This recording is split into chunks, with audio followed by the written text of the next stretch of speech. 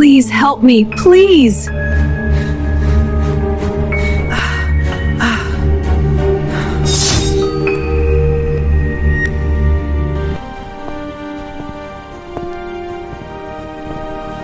Child of Earth, do not be afraid.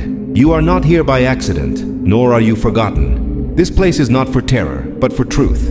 You have crossed from time into eternity, and now you stand where every soul must one day stand. You lived many years with a body that did not always obey you. Your days were interrupted by moments you could not control. People saw your seizures, but they did not see your prayers. They saw your weakness, but they did not always understand your faith. Before anything is decided, you are allowed to speak.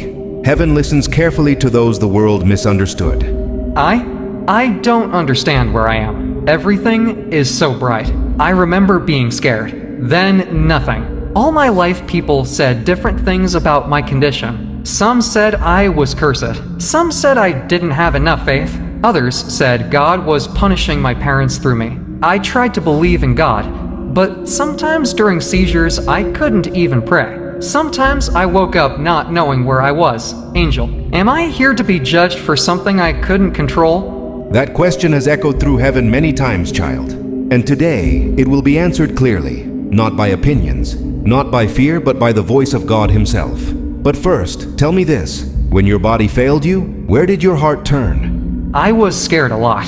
Sometimes angry, sometimes confused. I asked God why He made me this way. But even when I was angry, I still believed He was real. I just didn't understand Him. I saw other kids run, play, live normal lives. I had medicine, hospitals, warnings. Sometimes people treated me like I was broken. Angel, does heaven see me as broken? No, heaven sees you as known. There is a difference between the weakness of the flesh and the rebellion of the heart.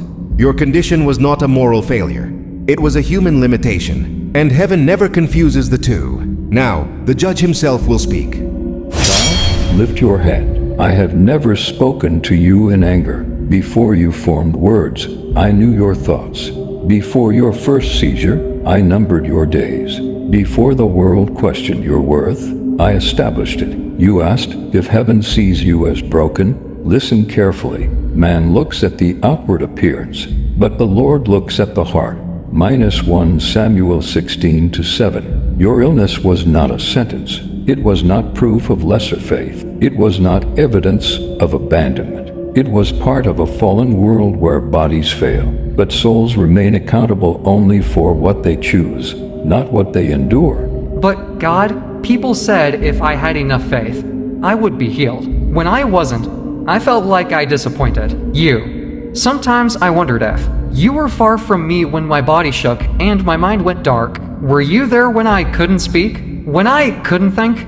I was closer than your breath. When your mind went silent, I did not stop hearing. When your body convulsed, I did not turn away. The Lord is near to the brokenhearted and saves the crushed in spirit. Psalm 34:18. Faith is not measured by physical stability. Faith is measured by the direction of the heart, and yours never stopped reaching, even when your body betrayed you. Then why did you allow it? Why let me live with something that made life harder? Because this world is not the final measure of justice. Some are given strength, some are given endurance. Neither is a sign of favor or rejection. My grace is sufficient for you, for my power is made perfect in weakness. -2 Corinthians 12:9. Your life testified to something deeper than comfort. It testified that worth is not defined by ability. So, am I judged for my seizures? For the moments I couldn't control myself? No, judgment concerns what you loved, what you trusted, and whom you followed, not the illness you carried. Epilepsy shaped your experience, not your destination.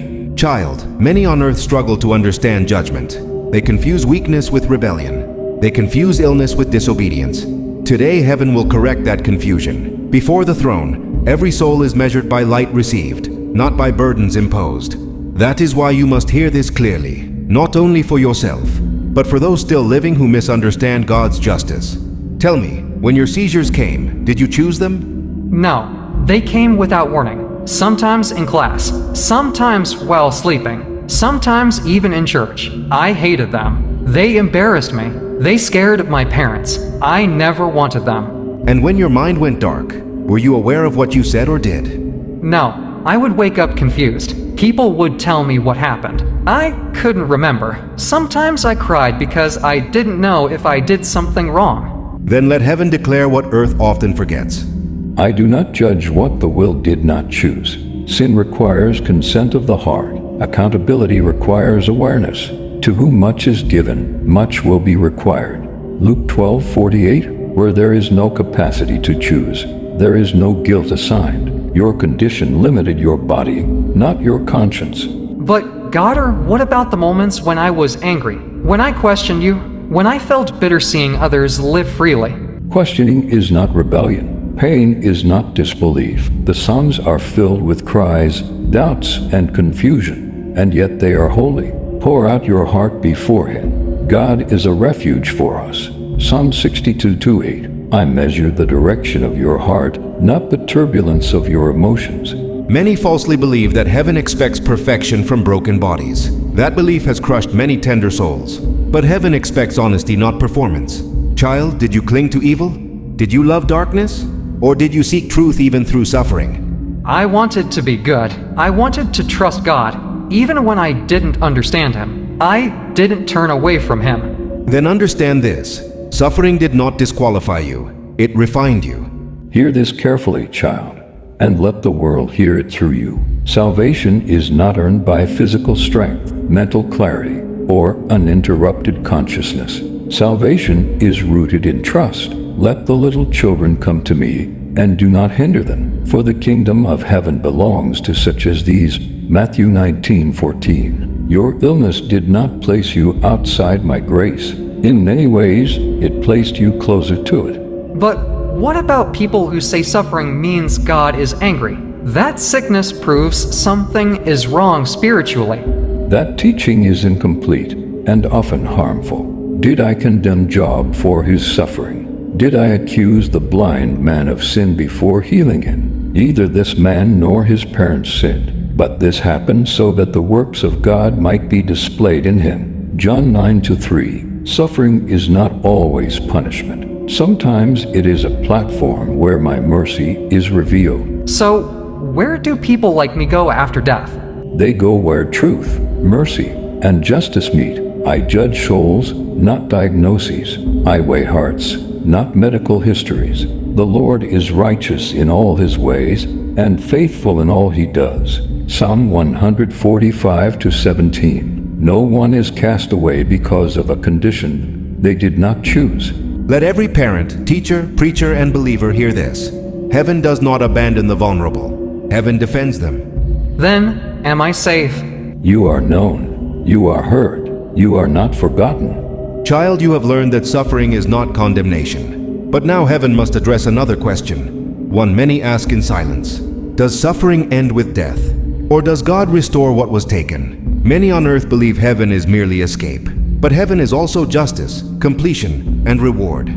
Tell me, what did your illness take from you? It took normal days. It took confidence. Sometimes it took friendships. People were scared of me. Some laughed. Some avoided me. I wanted to play sports. I wanted to be like others. But my body wouldn't let me. And did bitterness become your home? No, I was sad. I was confused. But I still prayed. Even when my prayers were short. Even when I didn't know what to say. Then hear heaven's response. Nothing surrendered in faith is ever lost. Blessed are those who mourn, for they shall be comforted. Matthew 5:4. Our light and momentary troubles are achieving for us an eternal glory that far outweighs them all. To Corinthians 4:17. What illness restricted on earth, eternity restores in fullness. Your body will no longer betray you. Your mind will no longer be interrupted. Your identity will no longer be defined by seizures. So, I won't be broken anymore. You were never broken, only burdened. In eternity, you will stand whole, not as someone formerly sick, but as someone fully known. Heaven does not erase your story. It redeems it. Your endurance becomes testimony. Your patience becomes honor. Many who walked easily on earth will marvel at the crowns given to those who walked painfully yet faithfully. Then my life mattered, even when it was hard. especially because it was hard. God, can I ask something difficult? Ask. Heaven does not fear honest questions. Why didn't you heal me on earth? I prayed. My parents prayed. People anointed me. Some were healed instantly, but not me? This is the question that has shaken generations. Healing is a gift, not a measurement of love. I healed many. I also allowed some to walk through suffering. Both paths glorify me, but in different ways. My grace is sufficient for you, for my power is made perfect in weakness. 2 Corinthians 12:09. Some lives preach sermons without words. Yours spoke patience, humility, and perseverance louder than any stage could. But people judged me. They said my faith was weak. They spoke from ignorance, not truth. Faith is not proven by what is removed, but by what is endured without abandoning me. Job was not healed quickly. Paul was not relieved of his thorn, yet both were beloved. Heaven records endurance differently than earth applauds success. Those who trusted God without visible relief often carry deeper honor. So my pain wasn't wasted? Not one tear fell unnoticed. Not one seizure went unseen. Not one prayer was ignored. You keep track of all my sorrows. You have collected all my tears in your bottle. Psalm 56:8. Your life taught others compassion. Your weakness softened hearts. Your endurance revealed my nearness. Now comes the question every soul eventually asks, not with fear, but with longing. Where does a life like yours lead? Not where illness points, not where suffering suggests, but where faith and trust direct. I've heard people say sickness decides destiny. Others said suffering means punishment. Some said people like me wouldn't understand heaven. Were they wrong? They spoke without knowledge. Man looks at the outward appearance, but the Lord looks at the heart. 1 Samuel 16:7. Destiny is not determined by physical condition, mental limitation, or earthly struggle. It is shaped by relationship, trust, and the posture of the heart. Then where do I go? Where all who cling to me go, not because you were perfect, not because you were healed, but because you trusted me with the little strength you had. Whoever comes to me I will never cast out. John 6:37. The kingdom is not reserved for the strongest, but for the surrendered. You did not curse God in pain. You did not turn away in confusion. You carried your cross quietly, and heaven noticed. Then heaven is not afraid of people like me. Heaven was prepared for people like you. Let the little children come to me, and do not hinder them. Matthew 19:14. There is no epilepsy in eternity, no trembling, no interruption of peace, only wholeness, complete, restored, eternal. What was fragile on earth becomes glorious here. What about the people still on earth? The parents, the children, the families watching this. Some are scared about death. Some are scared their loved ones are forgotten. Some think sickness separates them from you. What should they know? Let them know this. I am not a God who abandons the weak. I am not distant from the suffering. I do not judge by appearances. The Lord is close to the brokenhearted and saves those who are crushed in spirit. Psalm 34:18. No illness disqualifies a soul. No disability limits salvation. No condition silences prayer.